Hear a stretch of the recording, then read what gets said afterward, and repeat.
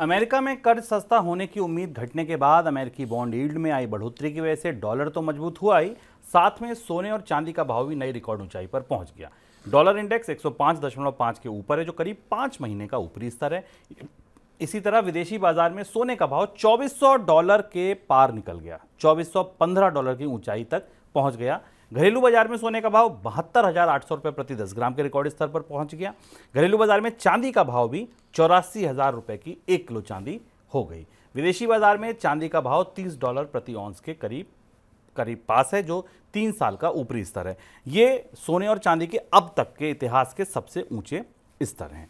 इधर कच्चे तेल की कीमतों में भी तेजी है। ब्रेंट क्रूड पर भाव $90 के ऊपर निकल गया है। सर, अमेरिका में ब्याज दरें घटेंगी ऐसी उम्मीदें थी, अब तो हम उसके करीब पहुंच रहे थे। नजरिया बदलता क्यों दिख रहा है? एकदम बाजार का मूड। और ये बात हम आपको बताते रहे कि जब भी बाजार में ये संभावनाएं बनती दिखाई देती थी, तब हमेशा लोग कहते थे कि महंगाई के आंकड़े को करीब से देख लीजिए, वहां हो क्या रहा। और महंगाई का जो ताजा आंकड़ा आया, उस आंकड़े ने अचानक फिर सबकी संभावनाओं पर पानी डाल दिया। और ये अब जो सालाना महंगाई दर है वो 3.8% के आसपास है।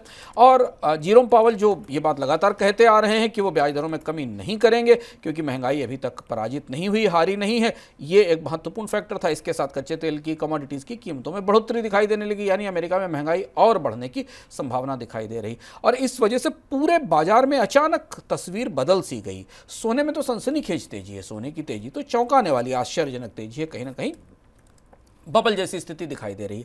कच्चे तेल की कीमतों में बढ़ोतरी अब वापस लौट आई है, क्योंकि ओपेक देशों ने पिछले 6 महीने 7 महीने में जो तमाम कवायद और कोशिश की थी उत्पादन में घटाने की, उसे उत्पादन को घटा लिया है और चीन की संभावित मांग में कमी को भी एडजस्ट कर लिया है। और इसलिए अब बाजार में कच्चे तेल की आपूर्ति सीमित है। तो पूरी तरह से ये पूरा माहौल जेरोम पावल या फेडरल रिजर्व या दुनिया भर के बैंकों की उम्मीदों से बिल्कुल उल्टा होता जा रहा है। जबकि ये साल की शुरुआत तक, जैसा शुभम कह रहे थे, माना जा रहा था, साल की शुरुआत तक ये माना जा रहा था कि दूसरी तिमाही तक स्थितियां नियंत्रण में आ जाएंगी और कहीं ना कहीं से थोड़े बहुत संकेत आने लगेंगे कि कर्ज सस्ता होगा। वैसा होता नहीं दिखाई दे रहा है। सर, फिर क्या आपको लगता है महंगाई वापसी करेगी? चांदी की कीमतें महंगी हैं, बेस मेटल महंगा, कच्चा तेल महंगा, यही कोर इन्फ्लेशन बनाते हैं। तो क्या आपको लगता है कि यहां से महंगाई फिर से वापसी कर सकती है? तात्कालिक तौर पर अगर आप देखिए कि पिछले 1 साल 1.5 साल के अंदर पूरे कमोडिटी स्पेस में काफी बदलाव हुए। कॉपर की कीमतें देख लीजिए, कॉपर की कीमतों में बढ़ोतरी दिख रही, चांदी सोने की कीमतों में तो बढ़ोतरी है ही।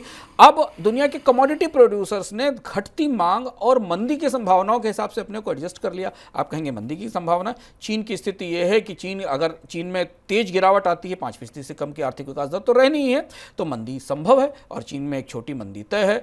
यूरोप की 3, 4, 5 बड़ी अर्थव्यवस्थाएं मंदी की स्थिति में, न्यूजीलैंड, ऑस्ट्रेलिया, कनाडा, सब में गिरावट दिखाई दे रही।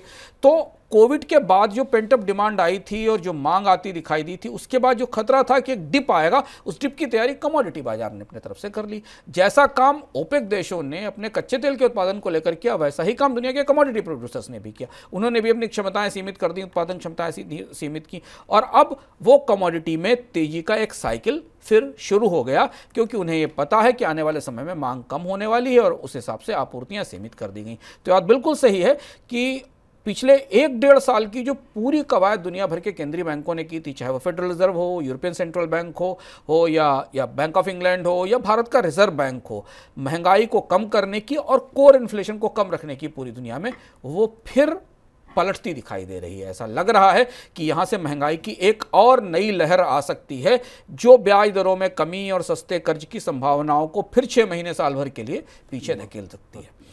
शायद इसी वजह से कोटक महिंद्रा बैंक के संस्थापक उदय कोटक ने कहा कि वैश्विक महंगाई और कच्चे तेल का भाव ज्यादा होने की वजह से भारत में लंबे समय तक ब्याज दर ऊपर रह सकती है। बुधवार को जारी हुए अमेरिका के महंगाई दर के आंकड़ों के बाद उदय कोटक का यह बयान आया है।